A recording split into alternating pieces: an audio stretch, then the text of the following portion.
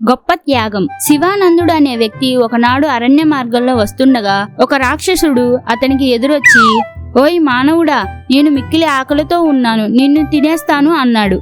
శివానందుడు చేతులు జోడించి, రాక్షసోత్తమా, నేను నా కుమార్తె వివాహం కోసం ఆభరణాలు తీసుకొని వెళ్తున్నాను. ఇవి ఇంటిలో ఇచ్చి మరలా వచ్చి నీకు ఆహారం కాగలను అన్నాడు. వెళ్ళి త్వరగా రా అన్నాడు రాక్షసుడు.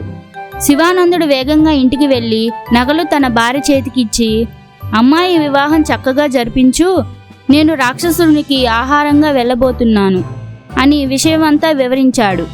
చాటు నుండి ఇది విన్న శివానందుడి కొడుకు తండ్రి కంటే ముందుగానే పరుగు పరుగున రాక్షసుడు వద్దకు వచ్చి, నా తండ్రికి బదులుగా నన్ను ఆహారంగా స్వీకరించు అన్నాడు. అంతలో శివానందుడు వచ్చి తన కొడుకును వదిలేసి తనను తినమన్నాడు. వీరిద్దరు గొడవాడుకుంటూ ఉండగానే దూరం నుంచి కర్ర సాయంతో ఒక వృద్ధుడు వచ్చి, నేను శివానందుడి తండ్రిని, నన్ను తిని వాళ్ళని వదిలే అన్నాడు.